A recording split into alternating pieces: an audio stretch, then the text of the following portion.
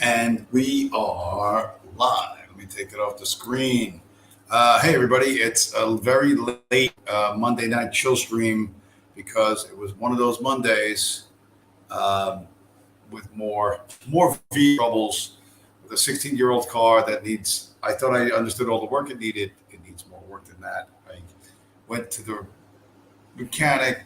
We only got half the stuff done. Found a bunch of other stuff that needs to be done, which can't be done until later in the week. But the car really can't be driven terribly far right now because it's all suspension work and front end work. So I'm like, and then trying to get back from Queens to Jersey from because this guy lives he lives near Queens Airport. Bell Parkway was fucked up. Some Fast and Furious guy had flipped over his car, whatever, hit a bunch of people. Bell Parkway was shut down, had a detour through Emmons Avenue, which is notoriously bad. I mean, some parts of it aren't bad, but the parts of it, obviously, the projects are bad. But somebody was smoking crack, like right out on Emmons Avenue. I saw this like this giant cloud of smoke, like as big as a truck. I don't know where the crackhead was. He must have been like right next to me. My windows are open. All of a sudden, I smell like crack. I'm like, what's it, like a Hunter Biden sized cloud of crack smoke? Like, what the fuck? And then, so, all right, so I get away from the Bell Parkway. I get on the Gowanus Expressway. Of course, they're doing work on that. Traffic there. Then I get into Manhattan. Of course, they're doing work in Manhattan. Like road work everywhere. Detour to turn around, go. And like, I wasn't gonna do anything tonight, and I'm like, I got all this junk. I gotta, we gotta put it out. We gotta make a show. And then I like looking at Twitter. I'm like, oh yeah, all this stuff. Everything seems to be recycled. You know what I mean? Donald Trump has gotten recycled because the FBI has raided his Mar-a-Lago estate, and now somebody that guy Cernovich pointed out correctly that these idiots in the White House just put Donald Trump on the ballot. Like Donald Trump was dead. He was finished. Like he was finished and nobody loved him anymore except for the hardcore dopes. But the White House just made him a victim. You know what I mean? They made him a victim and now he's a sympathetic character again and that gives everyone an excuse to love him and to fucking whatever. To help out his cause in this November. They did this right before the midterm elections to help him out right before the fucking election. So it's like this White House could not be getting things worse. Like it's super mind-blowingly bad. But this is what happens. And then I'm like literally right before I hit the button to go live, I found something. I was cleaning out some stuff. I found this from back in the day, from when I went to Charlottesville. This because that was in August. It was a Trump thing. So this is the Charlottesville guide from 2017, and I'm looking through it, just waiting for the music to play. Like looking through it, I'm thumbing through it, right? So it's like a little town guide, right? It's got some advertisements and little advertisements for it shows you the streets and here's this area, here's that area, blah blah blah blah blah, and then the restaurants, and then this one fucking blew me away. It's called S Cafe, right? And under for dinner it had it lists a bunch of sandwiches. The open faced capicola sandwich, capicola ham, melted provolone, blah blah blah blah, cabbage, Brussels sprouts, coleslaw, some kind of weirdo mayonnaise on sourdough bread, whatever. The crab cake sandwich, that's only $13. Incredible. Like, how much crab cake can you get for $13? There can't be any sandwich there. Let's be all bread. $13 for the bison burger. And then I saw this. When I saw this, I'm like, holy crap, they're trolling. They're not trolling. Where is it? I'll fucking show it. Anyway, it's the LGBT sandwich. The LGBT sandwich, which is applewood smoked bacon, smoked Gouda, lettuce, tomato, and mayonnaise, served on sourdough. They have it both for lunch and for dinner. So it was always there. It's one of those things like in that movie, The Usual Suspects, when after Kevin Spacey tells the whole story about Kaiser Soze and whatever, and you know, the other actor, I can't remember his name, was good guy, Chaz Palminteri.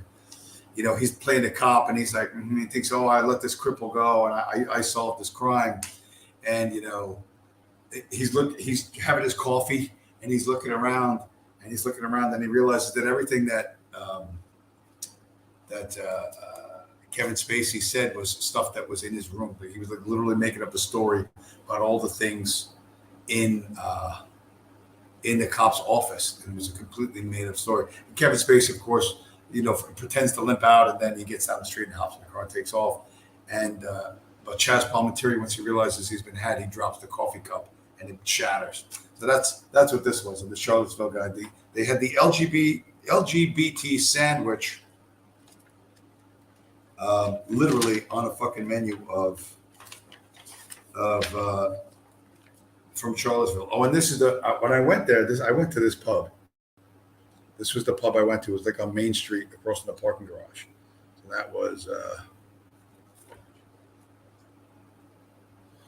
that was traditional Irish dishes, but there was nobody there. There was nobody having traditional Irish food. Although it looks like they got chocolate mousse in the corner there. I don't know that that's chocolate mousse with strawberries. Don't know that that's traditional Irish fare, but whatever. So I just thought a little trip down memory lane. Here comes a blast from the past. Once again, Donald Trump is going to be whatever. Return from the dead. Speaking of return from the dead, this I meant to show this last week, but the New York Times and the people behind it, it's just after I don't know how many decades of pumping this in the newspaper with stories, they've decided, finally, Hollywood decided to make a movie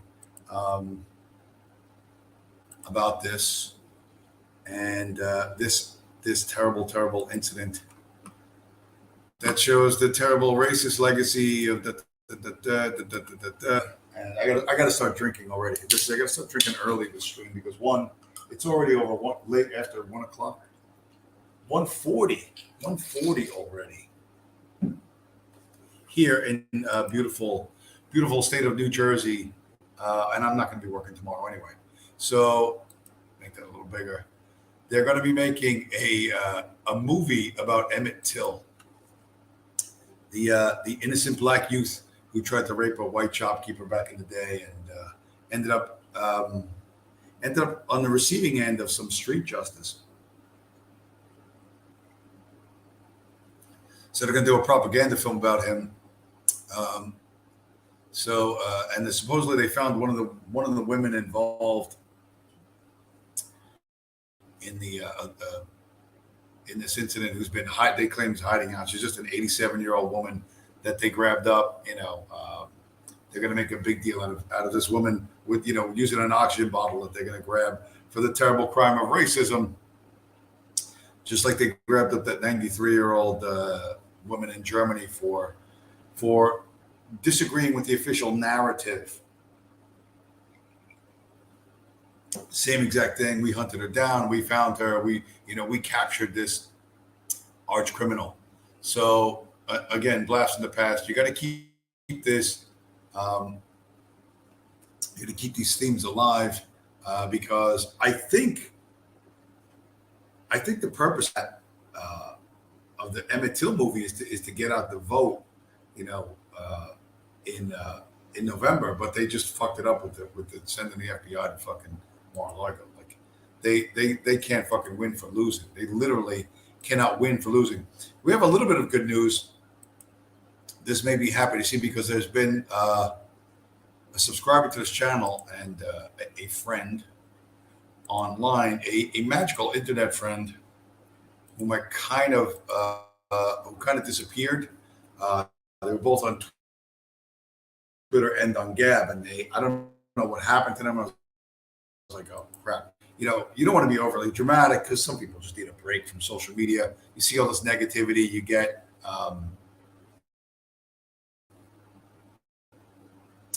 you get burned out, and sometimes people just take a break. But our friends, our man in the supermarket aisle, or one of our men, because we have multiple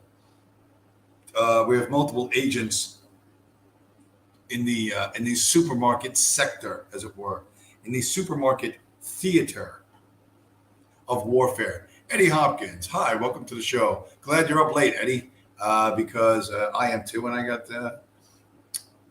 got some time. Got a broken car. Not gonna have the car fixed for a couple of days, so I have the next few days off while I buy and order parts, and then wait for my car to get fixed later in the week, so I can go back to work.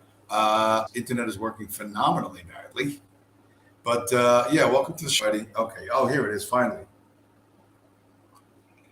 Our man, Coach Certified,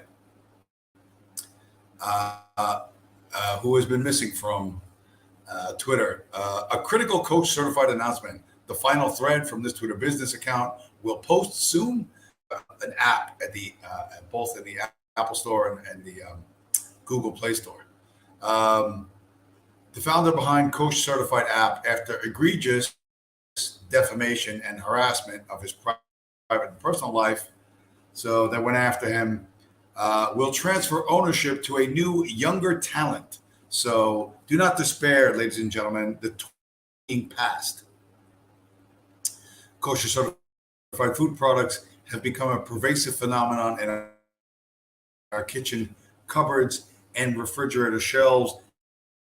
There will be a new generation must now lay down his whatever. He's just being harassed by the government. I mean, not to say that it's a good thing, but isn't the self the guy from Baltimore in the supermarket business? I'm not sure what self-defense guy you're talking about. Baltimore 8. Baltimore? I think you're thinking of the cop from Mike Brown. That's not Baltimore. That was St. Louis. Daryl something. What was his name? I'm not sure what self-defense guy you're talking about. So anyway, Coach Certified, alive and well, passing the torch to a new generation. So look forward to that. And a lot of things, are actually going our way, although people don't think they're going our way. It's bizarrely, this is going to look very strange in the future. It's going to look really fucking strange in the future. First, this is another thing I meant to clean up from last week. This is the millennials will understand this concept, this word. And I like the word. When I first read it, I didn't like the word, but the word frenemies, and I think that describes, that's a good description of a lot of relationships. Except, click, yes, here we go, show the fucking thing. Show it to me, and then I will show it to my huge audience of Eddie Hopkins, and then everyone's going to watch in the reruns. Everyone's going to watch in the reruns because they're all sleeping. They have to go to work. They have to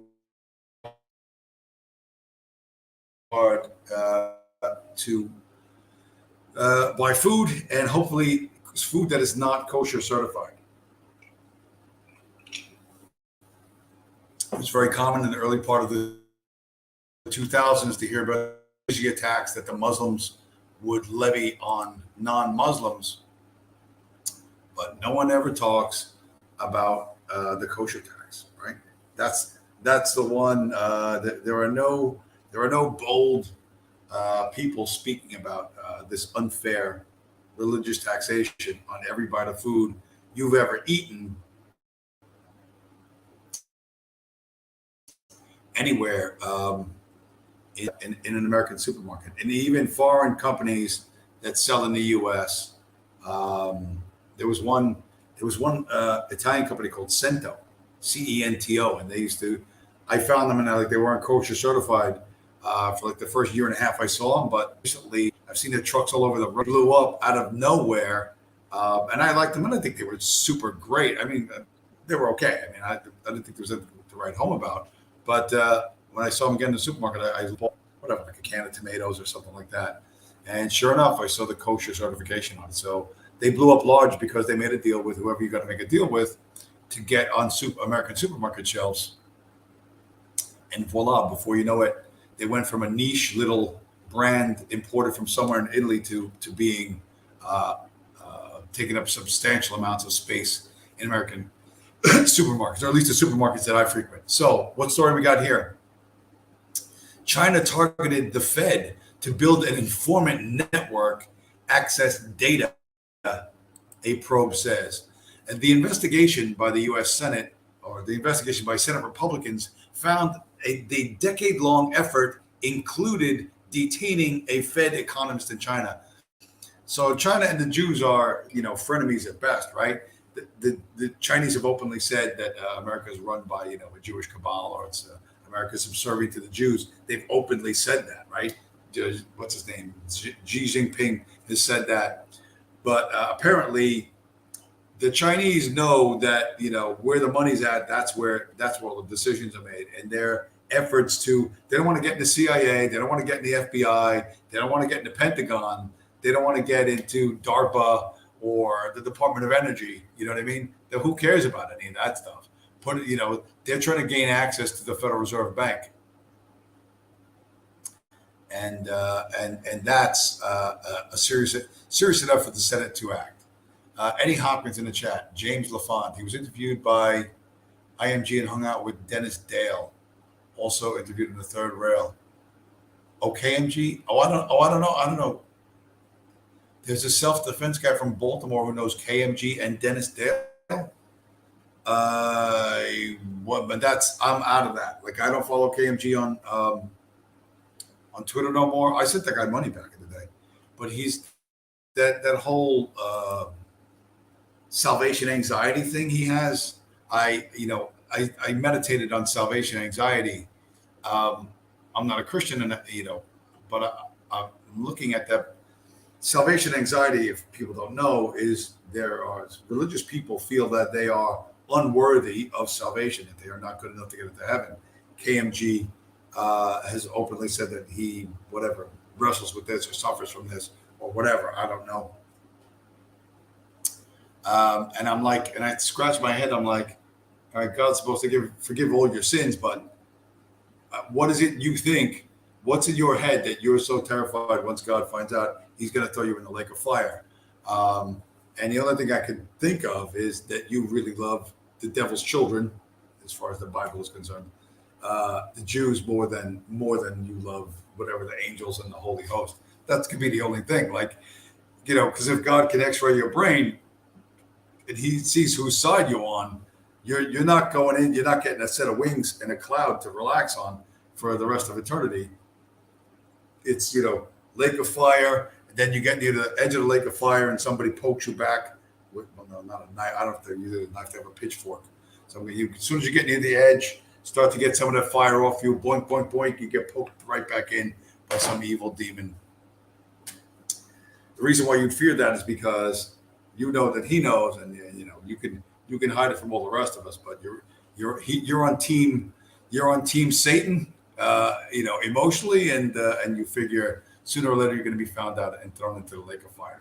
That's the only source of that anxiety, because that's a very real thing. That's actually even a type of religious poetry that is salvation anxiety poetry, believe it or not. So this is something that's not exclusive to him. But we have to move on. What do we got? We got to talk about some very weird stuff because our friends in the European Central Bank started to notice stuff, and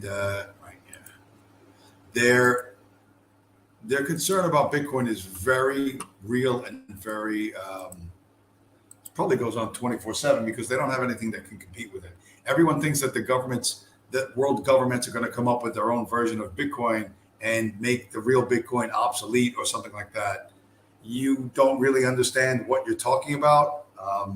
It's not like you can make up a fake political party and put, a right-wing figure, on the political scene and promote him. It's remaking a digital currency is not as easy as paying some Jewish dude to pretend to be a Nazi in Poland. It's not, you're still, your imagination is limited to 1930s strategies and responses, and they are insufficient to understand the 21st century. So ECB did a research report, and they concluded that Bitcoin, quote, has properties which would seem to make it potentially suitable to be the holy grail of cross-border payments. Well, it's very strange for it to be. They're looking to take this thing out. They're looking to create a competition for it. And of course, first they're studying it. You know what I mean? And whoever wrote the report probably said the quiet part out loud. And I don't think. I hope he still has a job. I hope they didn't push him underneath a tram in Stuttgart or wherever the fuck. Where's the European ECB? In Brussels? I hope he didn't get pushed, in front of a bus on a Brussels street corner for writing that. But they're noticing. They're trying to recreate this. They are failing. They will continue to fail for quite some time for a number of reasons, not the least of which is what they need in a digital currency. They can't figure out how to engineer the hacks and the backdoor stuff and the corrupt stuff and keep control of that corruption. They can't figure out how someone else can't just, print themselves digitally $10 billion and they can't stop it. They haven't figured that part out yet, and I don't think they're going to. And they haven't figured out how they're going to do that and then convince everybody that their digital currency is not just a fucking shit like Ethereum or like Dogecoin or whatever else. These are other shit coins. By the way, fucking Bitcoin pumping now, we're like around like almost 24,000. I'm not very happy about that because I want to accumulate more and I don't want to see it pump. That's how you know you're a hardcore Bitcoin guy, because you don't want, you really don't want Bitcoin to pump. You're like, hey, I don't have enough. Keep the price low because of, I gotta get more of this before it goes to the moon. Then we have this. We have the strangest things, the absolute strangest thing. The U.S. government has now decided to subsidize Bitcoin mining. I've talked about this a bunch of times. And you say, well, James, what are you talking? What the fuck do you mean the U.S. government is going to subsidize Bitcoin mining? Well, some of the most successful and the largest Bitcoin miners are energy companies. Marathon Oil, now, which started a subdivision called Marathon Digital, and now Exxon has decided to mine Bitcoin using the excess methane or flare gas that you get from pumping oil and from the oil extraction process. Instead of just burning it off and creating CO2, which is bad for the planet, bullshit, but that's what everyone thinks.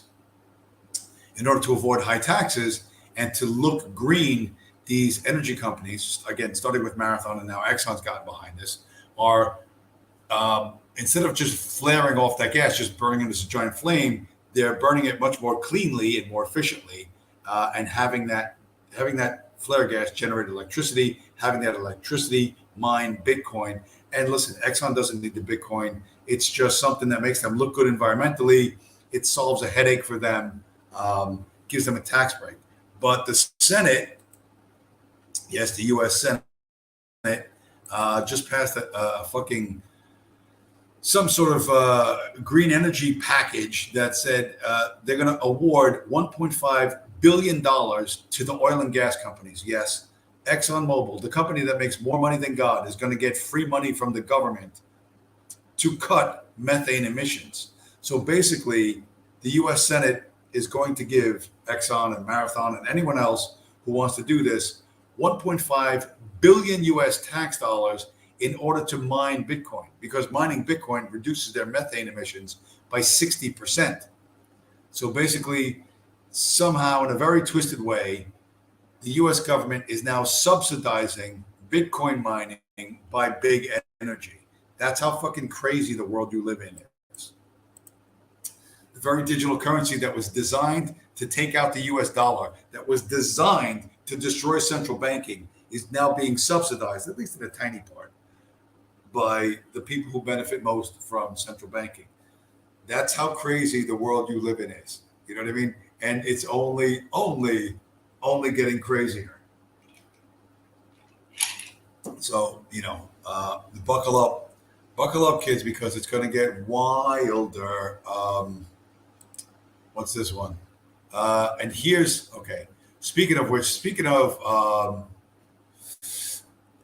central bank digital currencies and the threats to Bitcoin, and that's that, or how the current world we live in, the 9 to 5 super corrupt Wall Street, becomes a different 24/7 crypto Wall Street or digital Wall Street that runs 365 days a year, like Bitcoin, but it's not Bitcoin. It's all scams. This is how it's going to go. People aren't paying attention, but like I said, the Federal Reserve, the European Central Bank, they don't know how to do any of this crypto shit. They're experts in fiat corruption. You know what I mean? The corruption that everyone's been used to for the last 150 years. But enter literally Satan itself, BlackRock Investments, the largest pool of private equity, right? Which is all money made from insider trading on Wall Street. The news story is BlackRock, the world's largest asset manager, is syncing its investment management platform with Coinbase. Coinbase is the largest cryptocurrency exchange in the world. It's based in America. So they did most of their expansion with money from Goldman Sachs. And now Goldman Sachs and BlackRock are tied in like snakes in a bag with Coinbase. Like real Bitcoin people hate Coinbase. But to be honest, I'll tell you right now, Eddie Hopkins, 87K IRS agents. Yeah, see if you can find them. That's a scare story. It's mostly a scare story. But you can see that the big news is about money, okay? The big news is about money and taxes and the government and financing things. That's the driver of everything, like it or not. It's not ideology, it's money. So BlackRock and Goldman Sachs, having on either side their fangs sunk into Coinbase, which, believe me, Bitcoin people didn't love Coinbase to begin with. This is how they get to a central bank digital currency, right? They're going to do shitcoin and they're going to do a bunch of stuff, but they need to work with and observe how Coinbase does what it does in order to hire the experts, or the top shitcoiners of the planet will go to work for BlackRock, which is basically the Federal Reserve. And they will create whatever the digital dollar is going to be. How soon does this happen? I don't know. But these are the things that need to be in place. You can't just go out and hire people to build a cryptocurrency. You're going to need people that are already doing it. And there's tons of scammers. They're all scammers in common and stuff. But BlackRock will have to corral them, find the best of these cyber criminals, and put them together with the Treasury Department and the Federal Reserve to create the digital dollar. Eddie Hopkins, where's Tom Anderson? I banned. Paul is working. He has a 9 to 5 in New Mexico. Cucalango, haven't seen him for a while. And the guy from Jersey, I'm not sure who the guy from Jersey is. But I'm streaming late, bro. I realize a lot of these guys are on the other side of the country, but they don't stay up. It's 11 o'clock over there. Some of these guys have jobs, and it's the kind of thing where people, if you're going to do content, like if you're going to be really big, you have to constantly produce content and always at the same time, so people they get the Pavlovian response, like, oh, it's Monday night at 9 o'clock. James is going to be streaming. Let me check it out. Like I said, I started this much later because of car problem, mechanic, blah, blah, blah, blah. Fucking highways all throughout New York and New Jersey, all fucking jammed up. I didn't get home until a little while ago. And I'm like, well, do I save this stuff for another week, or do I just put this out and let people. A lot of people just listen to this show anyway. While they're doing something else, just do the thing. Like, I know I'm late, for which I apologize, but let's just do it. And for those that think it's worth listening to, let them listen to it. But I banned Tom Anderson because he was saying like he's like a jacked power lifter. He does like powerlifting events, and he has a beautiful, beautiful Christian girlfriend who cooks and who's super trad, but he won't marry her because her tits are too small or something like that.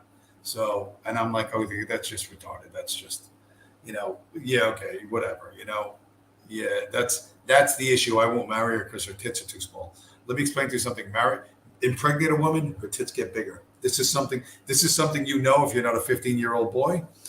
This is something that like men know, and by the way, if you're such a super successful powerlifter dude, you know what I mean? Listen, you're using steel bars and iron plates to make yourself bigger than you need to be.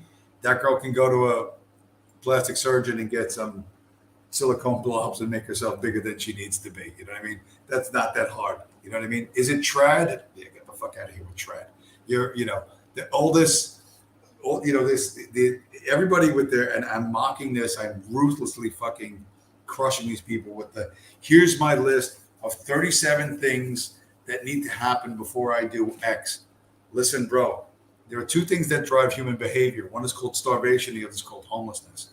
And if they're far away from you, they don't drive your behavior too much. But the thing about starvation and homelessness, and I consider them friends, is they're great motivators, So starvation and homelessness, they don't sleep. They make the Terminator look like a fucking hippie from the 60s, like a fat roly-poly, tie-dye wearing loser following the Grateful Dead around.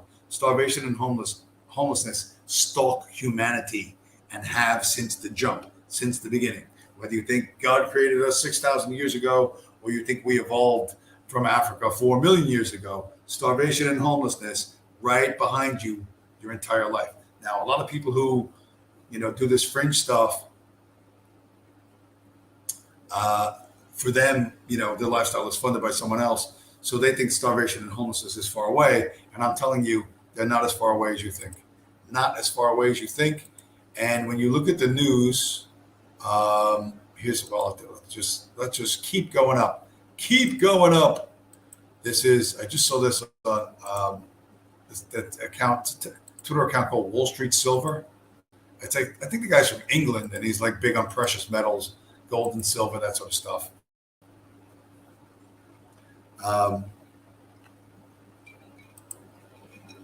And he posts a lot of official figures. He doesn't wander too far afield. But this is from August 1st. Food inflation in Lebanon has increased 332% this year compared to 2021. Everything's up at least 300% in Lebanon. In Zimbabwe, it's up 255%. In Venezuela, up 155%. And you can't do without food. In Turkey, 94% food inflation. In Iran, 86% food inflation. Sri Lanka, 80%. Argentina, 66% food inflation. In Suriname, that's a tiny little island that nobody cares about in the middle of the Caribbean, but probably anything will grow there. Food inflation is up 55%. In Ethiopia, food inflation up 38%. And in Moldova, which is Eastern Europe, up 34%. I guess the Moldavians get their fertilizers from Russia or Ukraine. When you cannot avoid eating, like I said, starvation and homelessness stalk you. I cry, I want food, and if you can't deliver it to them, there's going to be a problem. You know what I mean? If the paper, I've said it before, the paper receipts we call money in America, they're green. In Russia, they're fucking red. In Canada, they're multicolored. But these paper receipts that we call money, when they stop buying food and providing shelter, people get desperate and do crazy shit. That's why you're seeing riots all over the place. It isn't because people love democracy or hate authoritarianism. It isn't because anybody wants a return to the king. Any of these shitty systems, and they're all shitty systems with different flavors of parasite at the top. Oh, I want a right-wing authoritarian. I want a left-wing authoritarian. I want a king. I want democracy. Doesn't matter. The people at the top are parasites who provide no fucking value. The value all goes up to them. But if the system works well enough at the lower levels, it stays pretty stable, and people don't bitch too much. But if you can't feed yourself, if the lights go out, you know what I mean, and you can't go anywhere, you're going to freak the fuck out. And that's why you're seeing all these riots all around the world. You know what I mean? It isn't that the people of Panama really crave authoritarianism. Nobody gives a shit about fucking ideology. Literally, nobody gives a shit. The fact that everyone, oh, he's a sellout. He's a sellout. He sold out Christianity. He sold out Islam. Chris Olton's here. Hey, Chris Olton, say hi to Eddie Hopkins. He's all alone in the chat. Chris Olton, do you think the FBI took Trump's cold wallet? Trump hates fucking Bitcoin. He said he was anti-Bitcoin years ago. You know what I mean? He doesn't like the Bitcoin. Why should he? You know what I mean?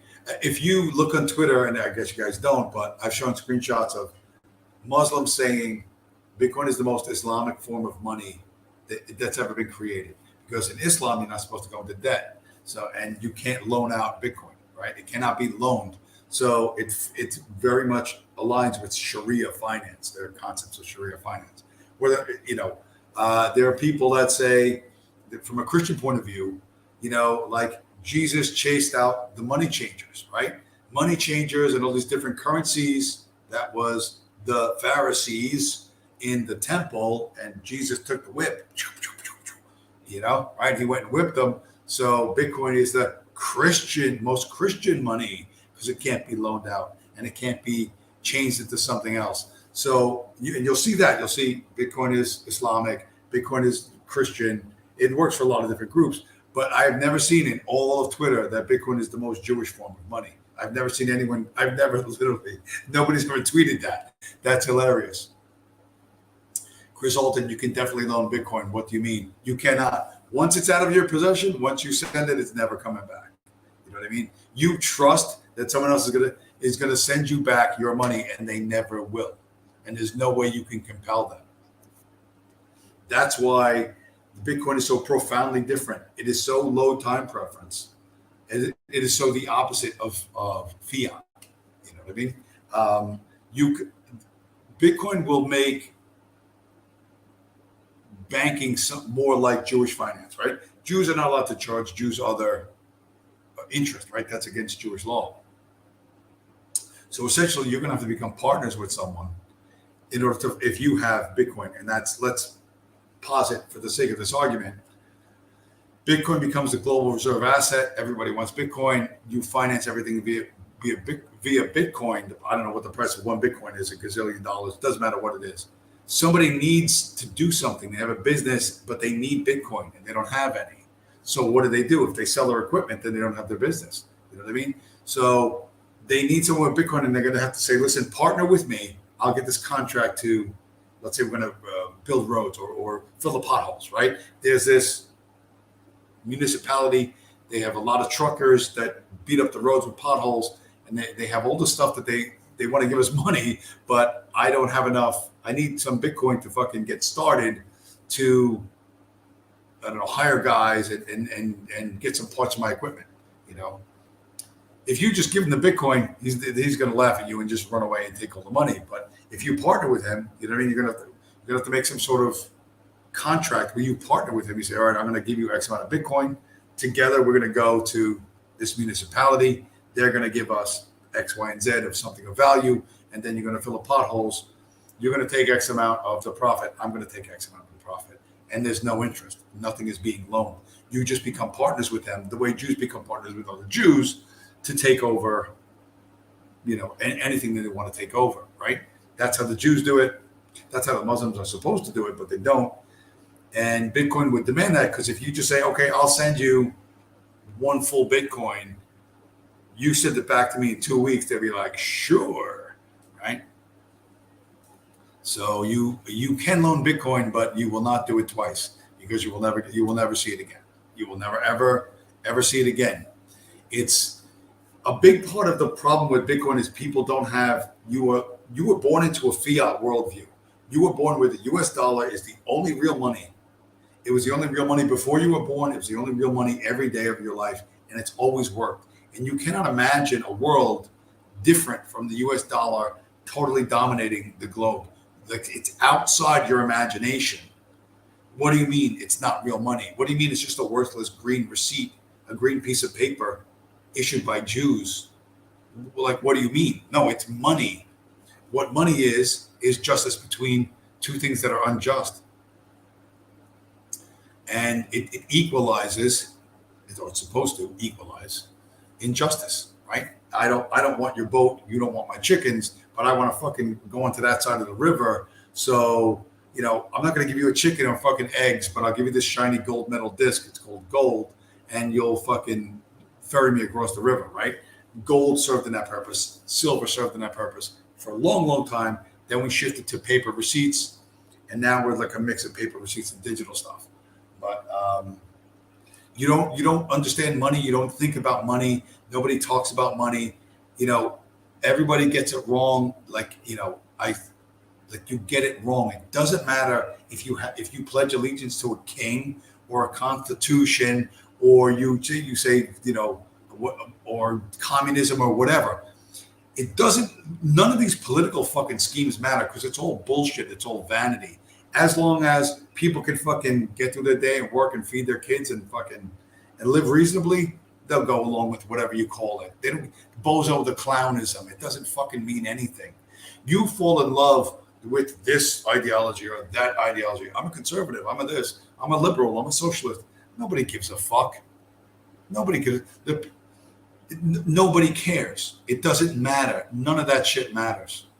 And if the people can't get what they want, they're going to riot. They're going to fucking, or they're going to bring in a foreign fucking enemy. That's the way it is. In places where you cannot have people cooperate, like African countries, Haiti's right off the coast of the United States. Perfect example. The Haitians have been a disaster since forever. It's never not been good for them. It wasn't good under slavery, and it hasn't been good since. But those people cannot agree to terms. Like, I agree to do X, you agree to give me something else of value. And they say, yeah, I'll do it, but they don't do it. And then you can only fool somebody so many times and go, like, I'm not going to do what you want, because I'm not being rewarded in any way for doing this work. So they have no economy. The economy has to be pushed from outside. Someone else has to fucking force them to do stuff, you know? They won't do it. At best, they had tourism, you know what I mean? Tourism, particularly homosexual tourism, throughout the 1980s, and a lot of people said, like, the HIV virus came mostly from Haiti. You know, everything was dirt cheap there. Their money was worthless. In Zimbabwe, they have $1 trillion bills.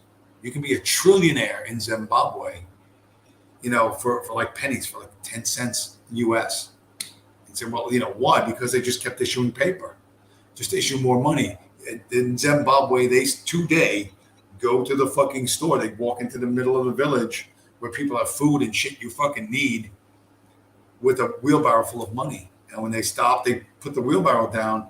They watch the wheelbarrow. They don't worry if people steal the money, but they worry if somebody steals the wheelbarrow, because maybe nobody wants that money, but maybe somebody has a bunch of shit that they want moved, and they'll give you some food for it. You know, and you end up bartering. The wheelbarrow, which is a useful item, has money. The paper receipts that say 1 trillion Zimbabwe dollars have no fucking value.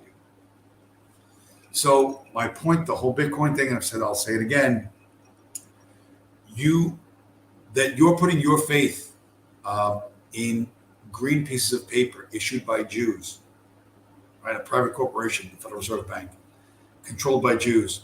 You're putting your faith in political stability, your behavior, your children's future, your grandchildren's future in their hands is unwise, okay? They're 100% in control. No one can stop them, right?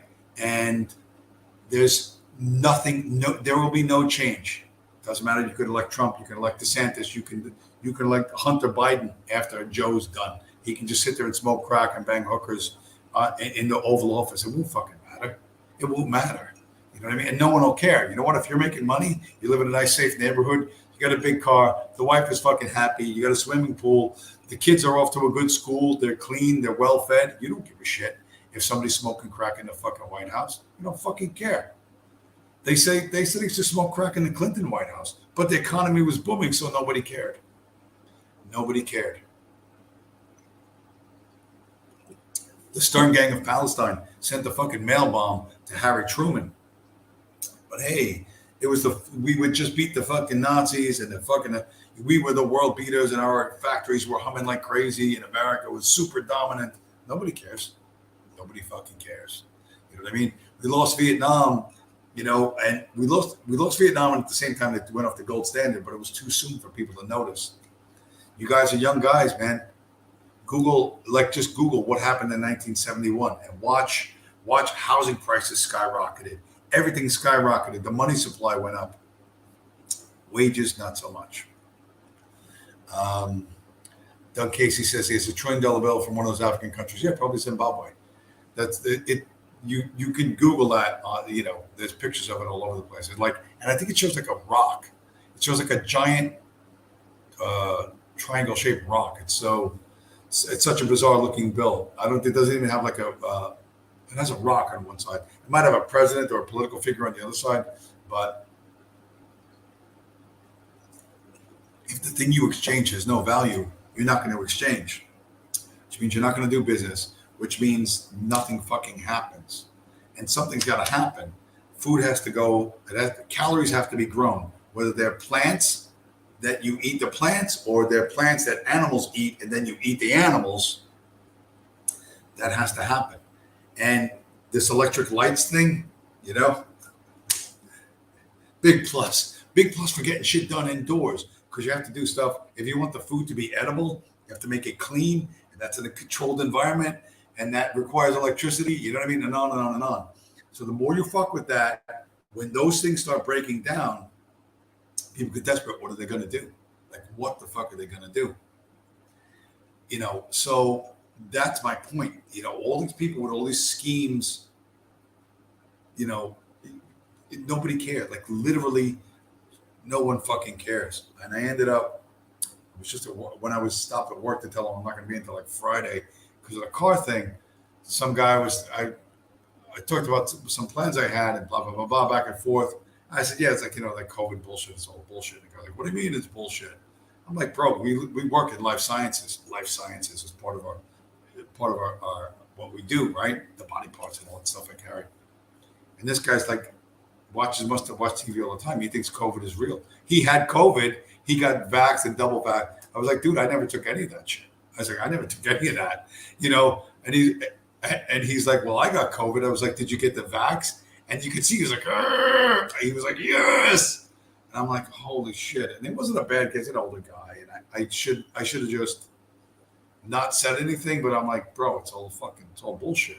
I was like, I was in hospital after hospital.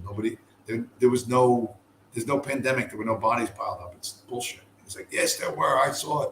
I saw the refrigerator trucks full of bodies. No, you didn't. I was in the same city as you. I didn't see them, But these people, this is a religious event for them. It's real.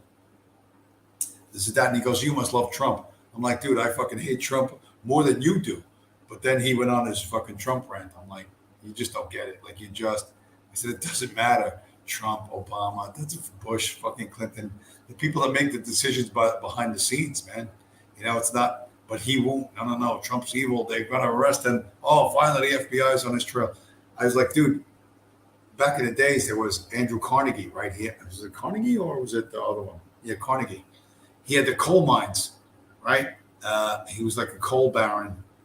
He had the fucking coal mines, and the Pennsylvania coal miners or West Virginia coal miners or whatever, they went on strike. They wanted they don't want to work for 4 cents an hour. They wanted 5 cents an hour. And they said, we're going to go on strike. So Carnegie hired what were called Pinkerton men, what you would call Blackwater mercenaries today. They were hired guns from New York. They were straight up fucking hired guns. And they went down there and they fucking shot the fuck, I don't know how many people they killed. You know what I mean? Just guys striking to get better conditions in the coal mines. And a bunch of these dudes got killed, left their fucking wives and kids, fucking widows and orphans over what? Oh, like over what, bro? You know what I mean? It's not worth you dying over to go into the coal fucking mine, you know? But Carnegie got away with shooting all those people. No one fucking, nobody said boo. Nobody said fucking boo. You know, and I'm trying to tell this guy, I was like, listen, Trump's not going to prison. He's just going to get tremendous sympathy. The White House fucked up the politics. They could have done this FBI thing November 5th. It would have been a home run for them. But they fucked it up. They did it just in time for the fucking midterms. The midterm elections are coming up in fucking, 10 weeks? Less than 10 weeks? And they just made this guy a sympathetic dude. All his fucking supporters are going to come out in fucking droves. My fucking nieces, my whole family's going to come out. I'm like, you dumb sons of bitches. Like, Trump ain't going to save you. But it takes the father of a crackhead to fucking take the most unsympathetic in America and make him sympathetic. But none of these people are geniuses. None of them are smart. Everything you ever heard about them is bullshit. It's all PR stuff. It's all fucking, it's a story that they pay somebody to spin about them. None of them are anything what you think they are. It's a fucking TV show. Stop believing it. When you stop doing that and you realize that they're never going broke, their families are never going hungry, you know what I mean? They are never going to want for anything. Never. For generations, they are not going to want. They aren't going to understand. They will never be hungry. They will never be cold. They will never struggle. They will never wonder, can we do this? Never for any of them. Well, it's a fucking puppet show. It's a puppet show. You want to be on team A or team B? You're a retard. I dropped out of all of that. That's why I'm fucking 100% super Bitcoin maximalist, right? This is where we're at. This is the type of memes. You guys don't even do these memes anymore. All you like, oh, I was extreme right wing guy. I'm a fucking whatever you think you are. However, all these weirdo fucking categories you put yourselves in. Well, I'm kind of Heideggerian, but I'm a little bit of a neo-reactionary monarchist or a fucking whatever the fuck you think you are. You guys don't even do memes anymore. We're the only ones doing memes. This is a fucking meme. This is the way Bitcoiners fucking meme. You know what I mean? We don't come to play. And if you look at Pepe's hands, if you look closely, Pepe's hands are diamond hands. You know what I mean? Hands as hard as diamonds, right? Pepe is not fucking around. You know what I mean? He's doing weighted fucking pull-ups. You know, he's looking to get fucking jacked. He is not here. Pepe did not come to fucking play. You guys don't even do Pepe stuff anymore because you're not in a good mood. You're all depressed. That your complex, subtly nuanced ideology went nowhere because no one cares about it. There's no upside to it. There's no value to anyone else. It's a weird vanity project to you, and you don't have to produce any value for anyone else. Most of you live a fucking life of where the prosperity was created by someone else, not by you. You know what I mean? My fucking car, like I said, there's a bunch of stuff I thought had to be done. Turned out a bunch of other stuff had to be done. It's not my car because I love the fucking car, right? I deliver boxes with it. That's how I pay for all this, right? That's how I pay for everything I do. So, and it's a complex machine with a bunch of different parts that, to be honest, I probably should have started fixing a couple of years ago, but I only had the car 2 years. So it's a 16-year-old car, a bunch of shit. Some stuff is frozen. Some stuff's got, like this bolts have to be cut. They're dealer-only bolts. I have to go to a dealer to get the bolt. We can't take the chance of taking apart the suspension or cutting the bolt and not having the correct bolt to replace it with. There's a bunch of other stuff. So my guy's like, okay, go get the stuff, come back Thursday, and we'll fucking blitz it. But I don't, the car's not aesthetically pleasing, but I don't give a shit. What I needed to do is go safely up and down the fucking road to deliver the boxes so I get the fucking money to live my life, right? And I have to fucking make this work. I can't go, oh, I'll come back when it's perfect. I have to spend the money. I have to do what it fucking needs to be done. And when I think I know what the problem is, and then the problem turns into a deeper, more complex problem that's not solvable right now, you have to back up, start all over again. This is the way real life fucking works in solving problems, right? And all these fucking ideologues, what we're gonna do is a right wing, proto-Hitlerian rice and beans Hitler guy with a monarch above, and he's gonna be called King Autismo or Retardia, and we're gonna do this and we're gonna do that. Like, no one gives a shit about any of that as long as the fucking everything works. There's clean water, there's electricity. I can walk down the street without getting fucking killed. You know what I mean? And my kid can have fucking milk in the fucking morning and not be crying his eyes out that they're starving. I don't give a fuck who I live under. And that's the way most people are. And when that works for a lot of people, everything works and everything's stable and nice. When it works for a shrinking amount of people, only at the top, the bottom gets unstable and shit flops over. And I don't give a fuck where or when. But you don't want to believe that. You want to believe, no, I have this, you don't understand, I have this 87-point fucking presentation on everything that's wrong, and then here's my complex, multi-step fucking solution to fix it. And my job, I will not be cleaning toilets, I will not be sweating my balls off underneath the fucking car, taking things apart, putting them back together. I will not be working in the back of a fucking sanitation truck. I will not work instead of a fucking restaurant kitchen. You know what I mean? I'm not going to be filling potholes. No, not you. Your job is to call for unity. I'm going to call for unity.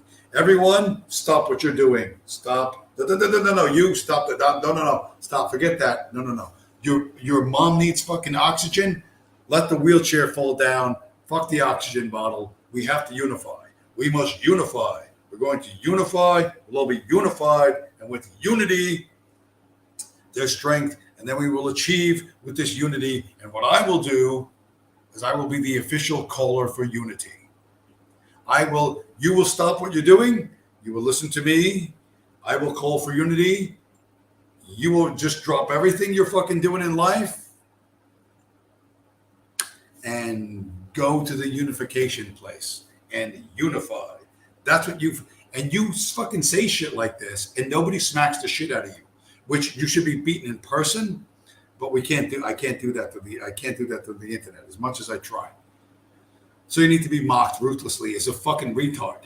You think I'm going to sit in my fucking room and call for unity? We need a socialist. We need. I have surveyed all of fucking humanity. I have looked high and low throughout America, all the nooks and crannies, the big things, the small things, and I have a perfect perspective on what we need to do. And I will announce that we need to unify. Shut the fuck up. Knock your fucking teeth down your fucking throat. You ever walk out of your fucking house talking shit like that, you fucking deserve everything you're going to get.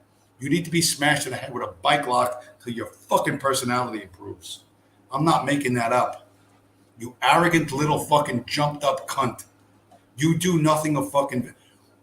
When people depend on you and there's complex fucking systems that have to fucking work, there's no fucking ideology. It's get it fucking done. Spend what it fucking takes. Spend what it costs. Do what it fucking takes. Hire the fucking experts. Make it fucking work. But you don't have to make it work.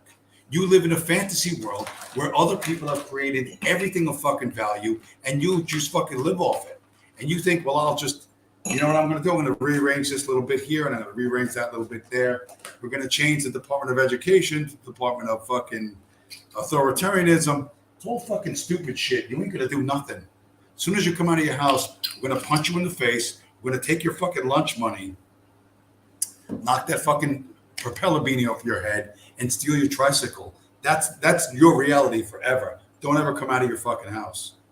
Pray to God that other people who can actually do shit create a system where the chicken tendies come to your fucking house on a regular basis. And you can put them in the shape of a fucking SWAT sticker and pretend that Hitler's coming to fucking save you. Okay? You can live in your dream world.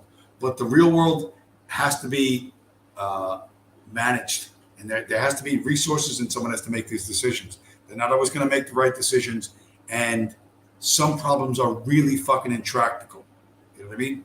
And what's going to be done about that? The politics, the decision of what's going to work, what's going to fix this, what's not going to fix this, gets more and more extreme as the money gets weaker. The money gets weaker. You have to work harder, longer to have less. They're less willing to be reasonable. They're less willing to compromise. They're less willing to meet you halfway. They're like, no, fuck it. I got to work. I got to do X, Y, and Z. So fuck it. You got to do. And usually go, well, it's just a fringe group of cranks, whatever. People who aren't successful. They don't have a pretty blonde girlfriend. They're not like me. I work at Goldman Sachs. You can get away with that for a while, but as that group grows larger and larger and larger, then you're going to have to deal with those consequences. That's why they're shooting people in Argentina. That's why Malawi's fucking having a problem. South Africa's kicking off. The Bengalese are kicking off. It's worldwide, and it's not because people are upset with their former government. Nobody actually gives a shit about their former fucking government. They just want to live their fucking lives. And when you fuck with that, they're going to try and fuck with you. I'm not saying they're going to succeed or not succeed, but you're going to have a big fucking mess. And at the end, somebody's going to have to clean up that fucking mess. And you don't know what that's going to look like. And I promise you, it's not going to be your 117-point plan that mostly involves you being rewarded for calling for unity. You think they're going to build a 12-foot high fucking bronze statue of you in the middle of your town square as the fucking unity caller? You're fucking retarded. Here, analysts expect Argentina's inflation rate to be 90%, 90.2%. This is the official analyst estimates. This is not the on-the-ground reporting of how much more a pound of chopped meat costs or mincemeat, right? It's not how much more a chicken costs. It's not how much more a gallon of milk or a loaf of bread costs. It's not measuring that. This is some goofball analyst who's still hiding in some government building. He thinks it's only going to be 90% inflation, only 90% inflation this year, right? Which is up 16.2% from the previous month's forecast. So last month it was, 74%. Now they think, no, it's going to be at least 90%. I bet the official rate is something like 200+%. How do you do that? How do you get up and go to work? How do you even pay to go back and forth on a fucking bus? And then at the end of working, I don't know what a work week in Argentina looks like. You come home and your kids are still hungry. You spent all your money on food and your kids are still hungry. You haven't bought clothing in 2 years and your kids are still hungry. What do you do? At what point do you go, fuck this shit. I'm not playing by the rules anymore. I'm going to fucking do whatever the fuck I got to do to whoever I got to do it to. And more people are going to start thinking like that. And when the agreements break down, when the agreements to behave in a civilized fashion break down, you're going to have a lot of very spicy conditions. And that is my point. Globally, the money printer just keeps going. Brrr, and that's going to cause behaviors like you've never seen before. Life's going to get real fucking interesting. And in a very, very, very negative way. And I'm just trying to tell people, be prepared for that. And what wealth you have, I think Bitcoin is the best way to store your wealth because it can't be confiscated. They can tax your land. They can take your tools. They can, fucking take away your fucking herds of livestock. There's a lot of things they can do. You know what I mean? Men with guns will fucking come, and they'll be paid to come and take your shit. Or the government will just put a tax lien against whatever property you own, and you try and sell it to someone else, and you know what? You won't be able to because there'll be a lien against it. Or you'll be able to sell it, but once the liens are paid off, you ain't going to have nothing anyway. You will have effectively paid the tax anyway. And all these ideological schemes, whether it's a religious one, whether it's a political one, they all fail because you're facing the two most relentless forces in human history: starvation and homelessness. Like I said, these two guys, they make the Terminator look like a fucking like a 60s a roly-poly fatso from fucking from Woodstock. You know what I mean? Like, dude, let's just be peaceful. You know, that's how bad starvation and homelessness are. Think about what happened to Gaddafi. Think about what happened to Saddam Hussein. Think about what people will do to stay on top of shit. Think about what they will do to stay on top. And the answer is anything. The reason why all of your worldview has lost power is because there's no future to it. Except Bitcoin people still at least have mimetic power, right? This is a Bitcoin meme. I just saw this, right? So, and it's obvious on the face of it. You guys can't even imagine this anymore because you're broke. You're exhausted. You have failed, like Donald Trump failed, like whatever, like Obama failed. I mean, on an individual level, Trump did great, Obama did great, but all the true believers, they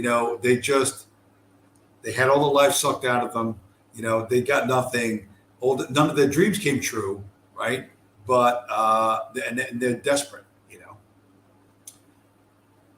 All of these schemes, whatever it is, involve someone else taking your money and using it in ways you don't want and using it against your will, right? They send money to Ukraine.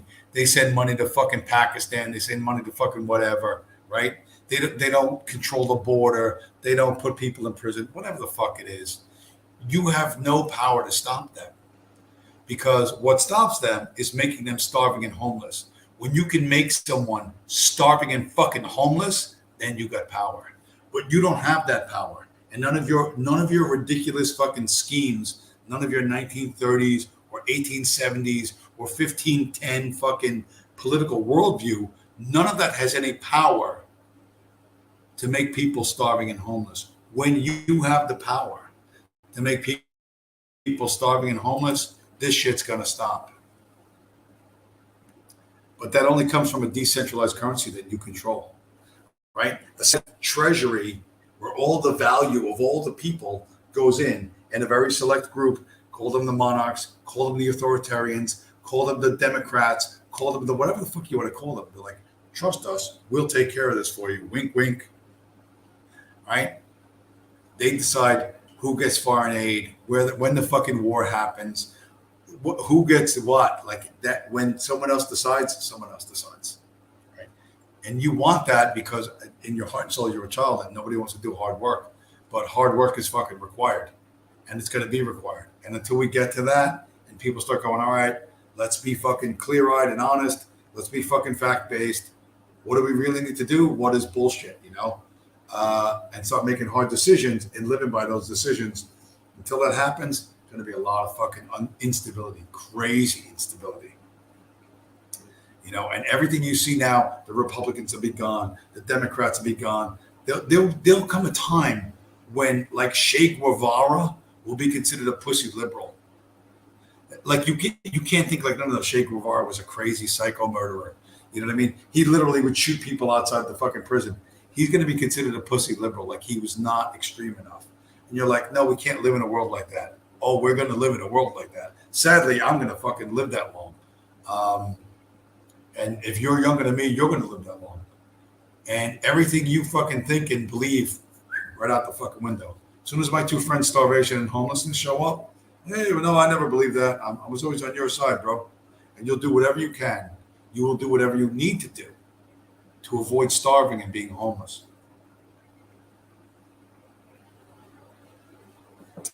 So that's what I tell people, right? And you want to put your faith in green pieces of paper issued by the Federal Reserve Bank? Okay, whatever, man. Do it. I don't know why you're here.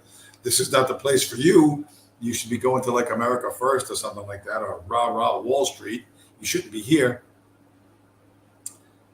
But if you want to put your faith in paper receipts issued by bureaucrats on the other side of the country, that you have no power to change their decisions, great.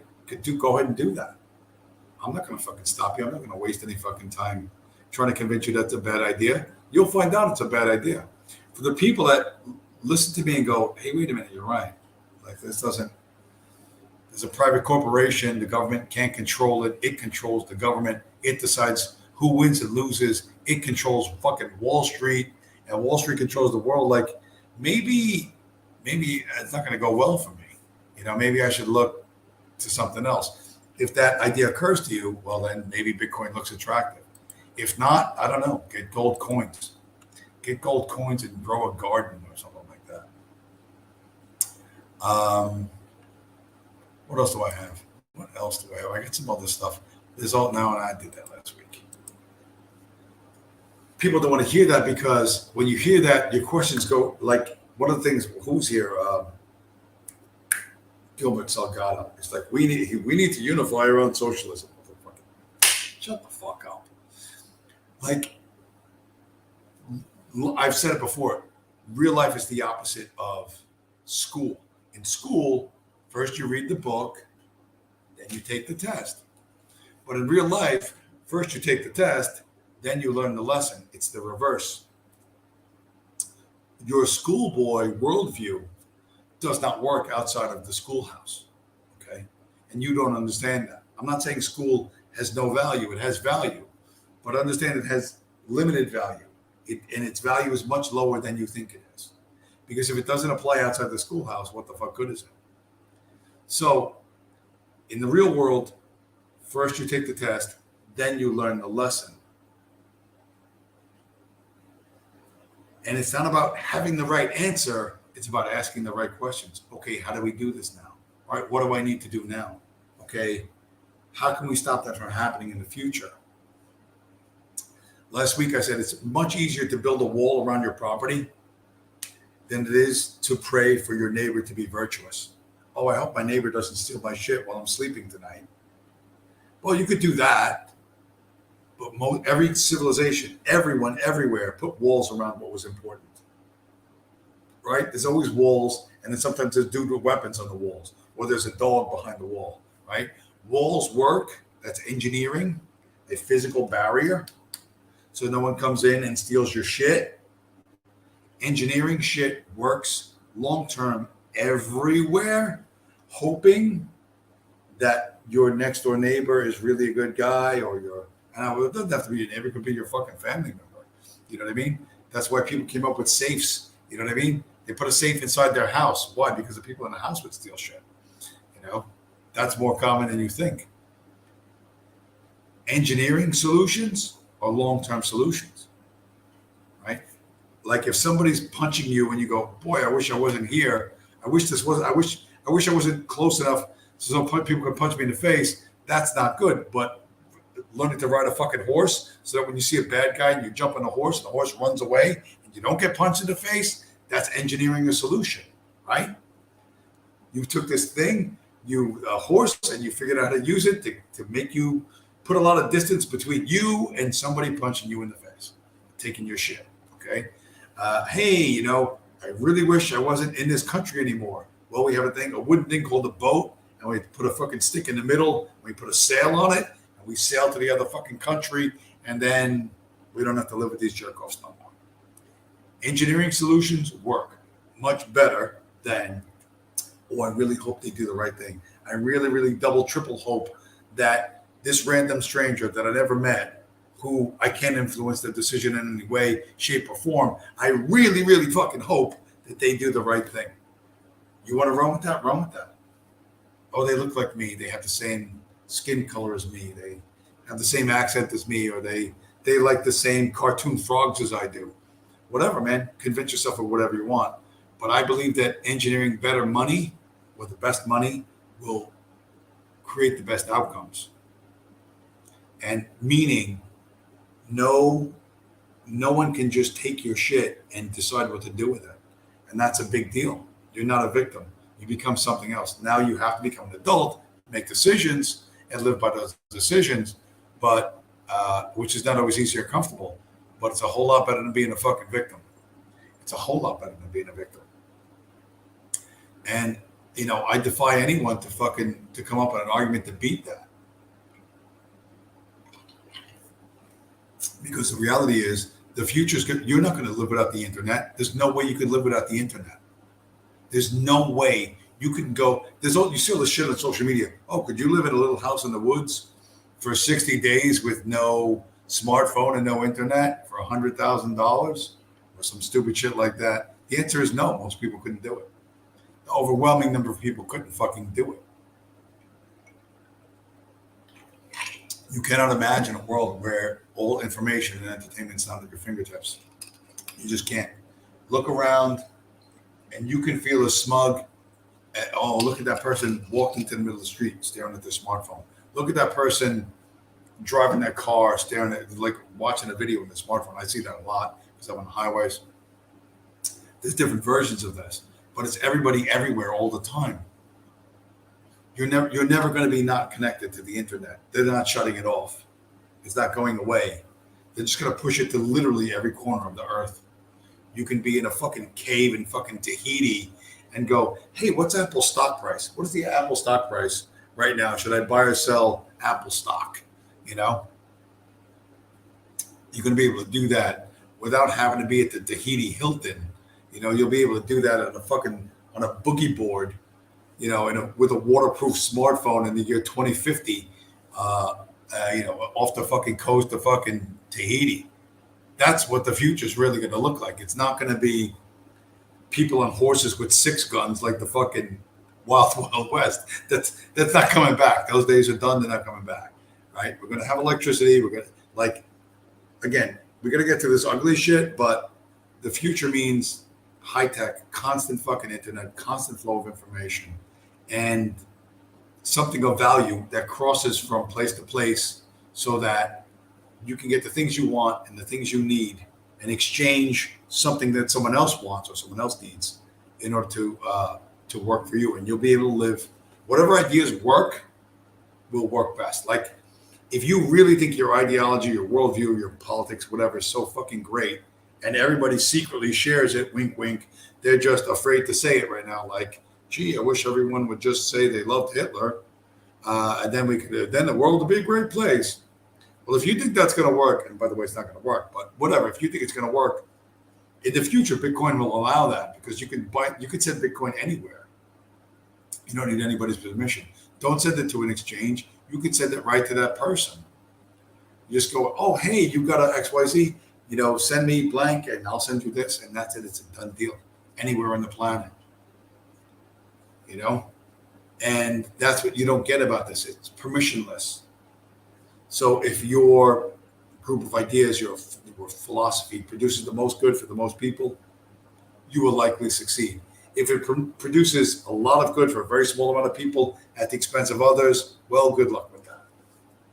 Good luck with that, because that's basically what we have now. And people sit there thinking, well, how is it just like now except slightly more tech? You got it wrong. You just got it wrong. It's not exactly like now, just a little more widgets, a few more digital buttons to push on the screen. It's going to have to be different, because how we got here is fractional reserve banking and central banking, okay? And the life cycle of that is coming to a close. It really is coming to a close. And all this political shit you're seeing, the insane cultural shit that you're seeing, is symptomatic of that. Young people think, well, I don't have a bright future, so fuck it. I'll just get high on anything. I'll just do whatever the fuck I want, because it's just going to suck to get old anyway. Might as well die before I'm 30. So I'll go into the middle of Chicago and shoot guns and spin my car on in the middle of the fucking street. You know what I mean? Like what do they call it? Sideshows, all the stuff you see. I'll go to a fucking rave. I'll take whatever drug, because they don't see a future. Like, die before it becomes difficult. Right? Really, like, live fast, die young, leave a beautiful corpse. That's a very real fucking thing these days. What do they call it? They call it different. They call it YOLO, right? You only live once. YOLO. And people make incredibly stupid decisions. Young people especially make incredibly stupid decisions because they don't see a bright future. They don't see any future. So why bother? And until we get to the other side of that, until young people think, okay, here's what my future is going to look like. Here's I'm going to get married. I'm going to do this. I'm going to do that. And it's going to be a realistic thing.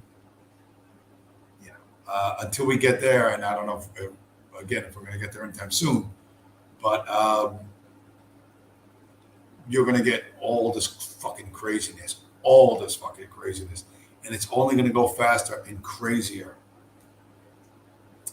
So, and what I'm telling you, what I tell everybody now is not to waste your time being a fucking ideologue or calling for unity. I'm a unity caller. My second job, I graduated from high school with a degree in unity calling. We should all unify behind this one shitty fucking idea that has not worked in the last 700 years.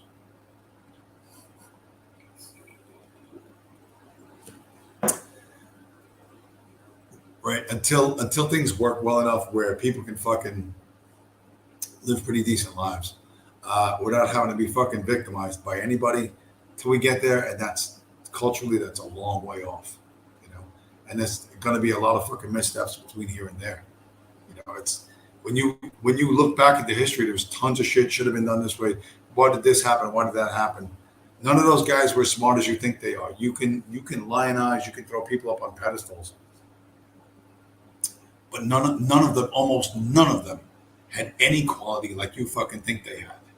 You know, that's just what you choose to believe. And you can afford that right now. You can afford that. But it won't be that way forever until we get a more honest type of fucking money. You're going to see a lot of crazy shit. So I'm just telling people, keep their heads on straight. Don't put your faith in green pieces of paper issued by the Federal Reserve Bank. You know, that's just good advice. That's just good advice. You know, I don't care. You want to do stocks, do stocks. If you're going to do a stock, buy Coinbase because BlackRock loves Coinbase and Goldman Sachs loves Coinbase. So you want to buy a stock, buy Coinbase because with the two most satanic companies on the fucking face of the earth love something, it's going to prosper. So you got a 401k, you know what I mean? And it's a fucking Roth IRA, buy a couple of shares of coin. And it's going to be fucking like the biggest fucking thing probably. Again, because it's supported literally by the devil himself. Oh, by the way, tonight's great fucking title. I always loved about the Irish. My favorite thing that the Irish ever said, they don't say a whole, with the cleverest thing, is may you be in heaven half an hour before the devil knows you're dead. I always thought that was the fucking, I don't know, that charmed me so much. So when you think of, I guess the older you get, the more poetic and clever it seems to sound. But when you think of how fucked up life is and how there's always consequences to shit, you know what I mean? The idea that someone should say, may you be in heaven half an hour before the devil knows you're dead. That is some Finian fucking genius. Some fucking Finian genius, lads. It's the mind of the clover. It's the clover worldview. You got to take in. We keep Jamaican. What the fuck happened? I'm starting to get drunk. I'm mixing accents. You have to accept the clover mindset. You know what I mean? You have to think about shillelaghs. You should be fucking village maxing. Whatever it was, those exhortations on fucking Twitter. You should be doing this. You should be eating beef liver. You should be running uphill in 95-degree weather. No, you shouldn't be doing that. But if you want to put your life's trust and your future in the hands of central bankers, go ahead. I think that's a bad idea. You can disagree. I think you should be in charge of your own wealth and your own decisions. So, and for me, looking around at what's available today, I think Bitcoin is the best of all of the options. Again, you can disagree. If you want to have an honest disagreement, I'll have an honest disagreement with anybody. But it's a Ponzi scheme, or it was developed by the NSA. It's a like, you know, you got to have an honest disagreement how shiny metal discs made from a fucking, you know, that they dug out of the ground in Africa is a better system of value in a global fucking environment. Like, how do you send these shiny metal discs to fucking Korea to get cheap cars? Like, how do you do that without literally hiring an army? And why doesn't the army just steal from you anyway? Like, how do you do that? Like, have you thought it through? How many men, how many guns, how much armor, how many big boats you need to send over to fucking South Korea in order to get some Hyundais back so you can drive to the fucking kids' soccer game? Like, how does that work? You know, or would it be better to have something electronic that you could just go click, bing, okay, send me the Hyundais. And the people on the other end are like, yeah, this is worth it. Let's build some cars and send them to fucking South Dakota or wherever the fuck you are. Like, think about how that's really going to work. What does the 21st century look like? Is it a fucking gold coin, like those old fucking cowboy movies where they're like biting on the metal to make sure it's really gold? It's like, really? Like, really? You think that's what the 21st century is going to look like? I don't think so.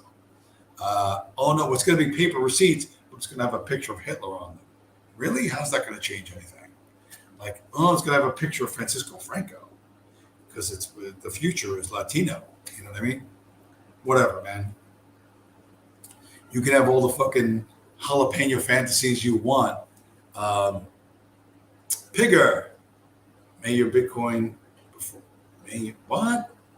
Pigger, you're wasted. You're not making sense in the chat. Welcome to the show, by the way, Pigger. How's that going to work? Just that's a fair question, right? And to answer it is not a school book answer, because these answers aren't in books. These answers are in, all right, how do we make shit actually work? How do we get people to cooperate? How do we get people to do complex fucking things and maintain complex things like airplanes? You know, people, I talk about the food and energy prices going through the roof. I'm the only one who's guaranteed to have a fucking job because I deliver aircraft parts for the motherfuckers in the one percenters that ride on private jets. And their planes will fly, period, end of story. And they will find some way to pay somebody enough fucking money to bring shit to wherever they are, right? Saturday I did no jobs. There was no work. It's slow time today. This summer's slow time. Sunday, they said, get a piece going up to Nantucket Island. Now, the timing of it, to get to Nantucket, I went to Nantucket once. You have to catch a ferry. It's like a 45-minute ferry ride to Nantucket from Hyannisport in Massachusetts. Wasn't going to make the ferry. They said, don't. So they said, we're not going to deliver it. We're not going to do that. Drop it off at the Boston office. So that's what I did. So basically, I drove up to Boston on Sunday, near Boston. And I dropped the stuff off, and then they delivered it the next morning because they're right near there. But some rich dude on Nantucket needed something for his fucking airplane. And you know what? They're willing to pay me X, and they're willing to pay some other guy, whatever, plus ferry ride, plus, to deliver this fucking aircraft part to a little island 40 miles off the coast of Massachusetts. Because the truly wealthy people, that's what they want, and that's what they're going to fucking get. My plane is going to take off Monday morning or Tuesday morning or Wednesday when I'm done taking my adrenochrome, whatever the fuck you think they do, whoever the fuck they do over there. You know what I mean? I don't really believe in adrenochrome, by the way. Somebody's going to fucking make that happen. And me, since I'm willing to fucking drive, I can drive for fucking 10 hours at a time. I'm always going to be able to maintain a 1-bedroom apartment in fucking New Jersey. Whether Bitcoin goes to the moon or it goes to fucking zero, these rich cocksuckers want their shit, and it's just gonna happen for them. They don't know what the details are. They don't care. Make the plane fly. When I come back, the pilot's ready, the plane is ready, off we go. Chris Holden, do I ever deliver adrenochrome? Yeah, we have. This is a cup of adrenochrome I'm drinking right now. This is what keeps my hair from. Actually, you can see how gray it is. Actually, I got some gray hair now. People used to say I used to dye my hair. Adrenochrome. Like Hillary Clinton's supposed to be on adrenochrome. That woman can't walk 10 steps without falling flat on her face. Whatever that shit is, it's all hype, man. If it exists, I don't think it exists. But if it does exist, it's total hype, because if Hillary Clinton looks that way on fucking adrenochrome, man, fuck it. I'll just, you know what? I'll lift weights. I'll eat yogurt and honey and do my fucking whatever my the shit that I do, I'll drink coffee and I'll be way better off lifting and exercising and eating fucking the normal foods I ate when I growing up than whatever fucking exotic shit that fucking that supposedly keeps Hillary Clinton animated. You know, you see those? She went to India. Did you see her falling down those steps in fucking India a couple of years back? Holy shit! Like literally like a bag of human shit falling down the step. They're trying to fucking hang on to her, and she's sliding out of their fucking. Oh wow, that was so bad.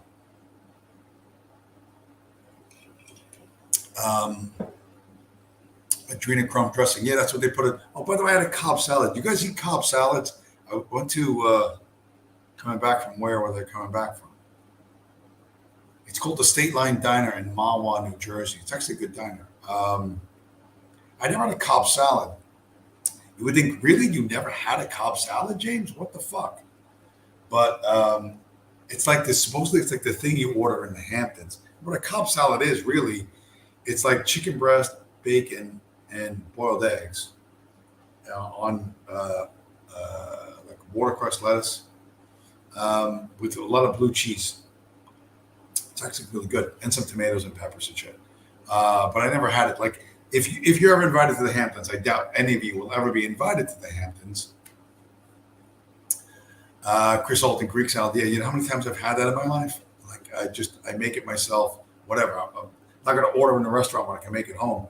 So I said, let me have the fucking Cobb salad. It was actually pretty good. I liked it more than I thought I would like it. And an iced tea. You go to the Hamptons, you're hanging out with Trump or Hillary and the Adrenochrome 6 or whatever the fuck she hangs out with when she's out there. And you want us to look like, I really need to look like I fit in. I really need to look like I'm from this level of social, whatever, this social milieu. You would just like look at the menu for a second, put it down. I'll have the Cobb salad and an iced tea. And that's it. And you're in the Hamptons. You win. This is the STFU James guide to the Hamptons. Yeah, but I would recommend Cobb salad. It was I liked it more than I thought I would like it. Better than the Waldorf salad, which is I think the Waldorf salad is just a little too fucking foo-foo. And I like walnuts and apples, but come on, that's not enough, boys. That's like that's what the Waldorfs wanted. No wonder their bloodline has been erased from this earth. Whatever. How long am I doing this? I'm doing this like an hour 40. It is now 3:04 a.m. Yeah, but you know what? I can hang longer if you guys want to hang. I'm just trying to think of more shit that I have to talk about, but I don't know. I'm like just riffing on fucking salad at this point. Oh man, I'm trying to find something that's whatever.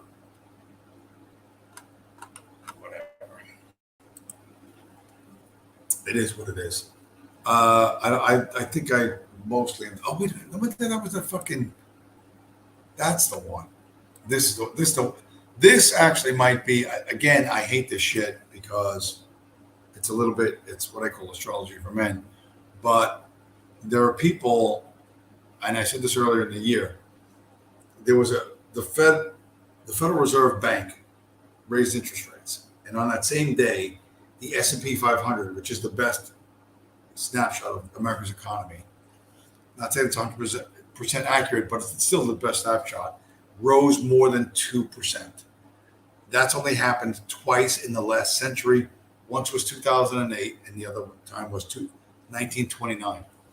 So what I'm saying in plain English is, if the Federal Reserve raises interest rates and the S&P rises more than 2% that same day, it indicates a stock market crash. And this is the guy, Wall Street Silver. I'll leave this up on the screen for a bit. Did one of those, let's compare the squiggly lines that of how the market went in what year versus the squiggly lines in how the market's going this year. So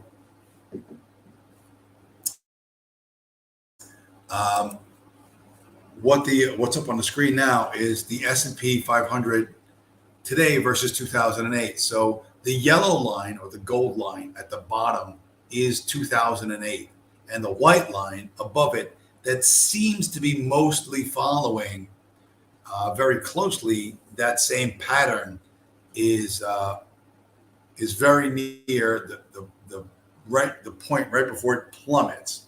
So the question is, with the inflation numbers coming in the way it is, with wages being down, gasoline prices being high, will the third quarter GDP number be so bad that Wall Street just sells off and the market crashes? Will that happen again? Like I said, the gold line, which you can see in the far right of that picture, like drops almost fucking straight off from what month?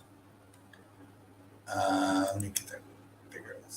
From September, that steep decline from late September into Christmas is when the third quarter GDP comes in and all these companies, Apple, whatever, everybody reports, oh yeah, by the way, we didn't make any money because inflation stole everyone's buying power, and everyone's just buying food and putting gas in their car, and they don't have any money for our widgets. They don't have any money for our bullshit. So, our sales were less than spectacular.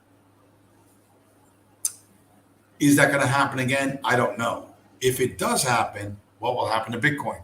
Bitcoin's going to go down as well. And to be honest, I'm hoping that fucking happens. Like if a stock market crash could pull the price of Bitcoin back from 24,000 back down to 10,000, that would be good for me. I would actually enjoy that, unironically, because that means I would be getting a whole lot more Bitcoin for my fucking dollar. Like I would start looking to borrow money and go, all right, how do I buy an entire Bitcoin if Bitcoin falls? If it crashes to $10,000, I don't know what's going to happen. I don't think it's going to happen, but if it does, I'm definitely going to fucking swoop in. 100% I'm going to fucking swoop in. Because like I said, my worldview is my future. I'm not going to entrust my future to green paper receipts controlled by Jews. I'm just not doing it. You can do that. You're free to do that. I'm a big freedom guy, big democracy guy. Make your own decisions. You want to put your future in the hands of Jews and little green pieces of paper? Rock on, bros. I don't know why you're here, but me, I'm going, no, I'm out.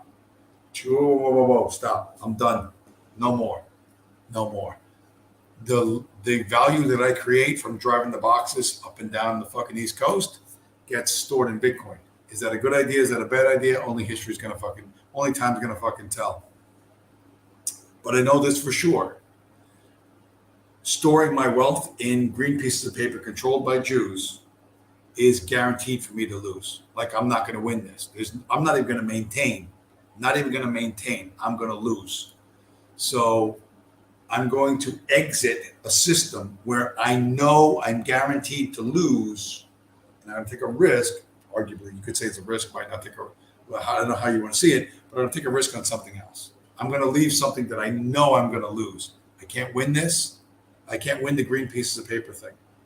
I'm 56. I can't win this fucking thing. I'm not winning it, right? Not at this point.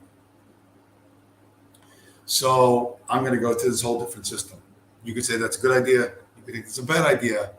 But that's the idea that I'm putting in front of you, which is more important than everything else you've ever fucking heard.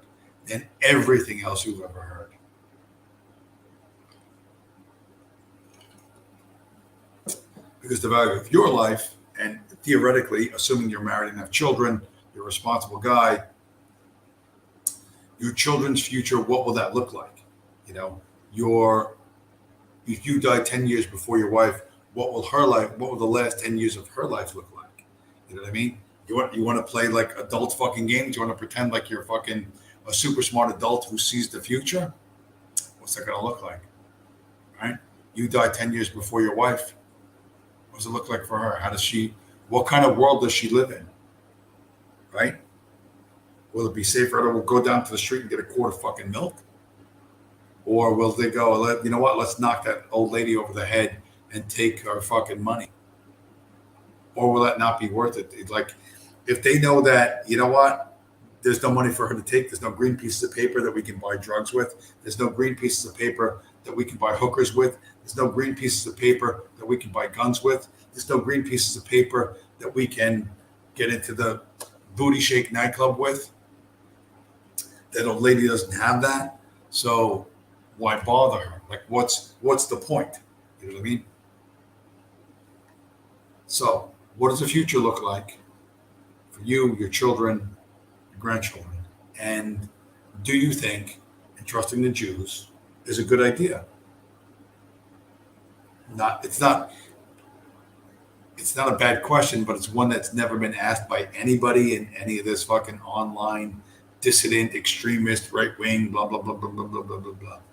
Right? They always avoid that, and there's a reason why they avoid that, because they don't have a fucking good answer.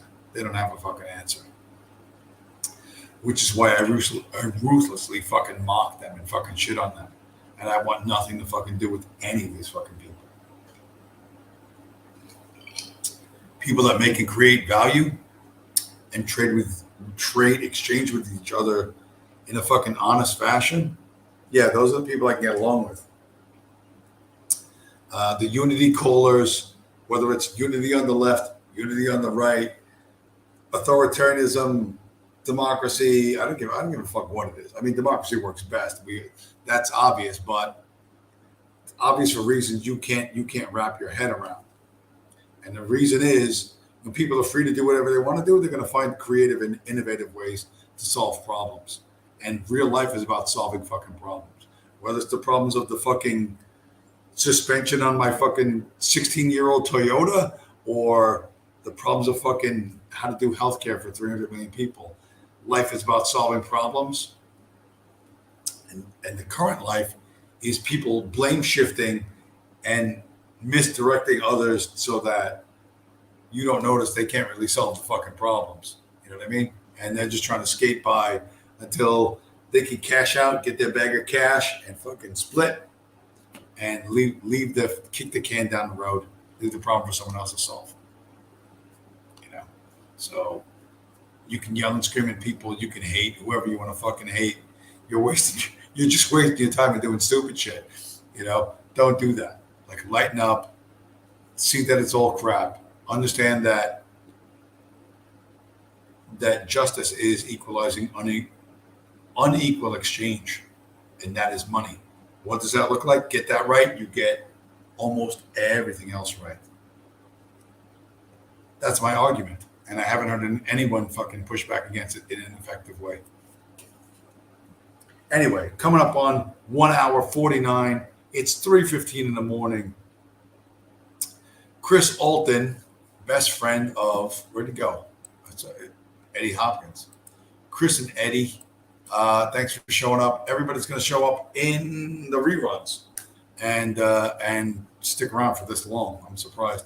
We had a couple of stream snipers. We always have the internet hobos, the fucking homeless, the effectively homeless, like Patrick Bateman, Ovi, and what's his name? Norman Hobbs. How did I freaking forget that name? Real quick story. I went to Walmart and I bought some stuff, and I'm driving past Walmart and some old white guy. I always give money to white guys, white homeless people. I always give money to white homeless people because I'm pretty sure they get fucked in the social services end. And this dude's like, it's fucking 90 plus fucking degrees. And the guy's out there like some old dude with a beard and shit. He's probably my age, but he looks like 10 years fucking older. And I'm like, I'm in this line of cars creeping towards him. I'm like, fuck, get some money out of my wallet, get a couple of dollars out of my wallet. But I was carrying water in my car because I'm on the car all the time. And I just reached behind me and I grabbed a bottle of fucking water.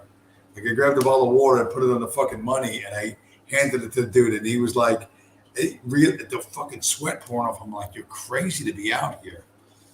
He didn't have good teeth and shit. And he was like, oh, God bless you, blah, blah, blah. I'm like, bro, you need that water more than you need the fucking money.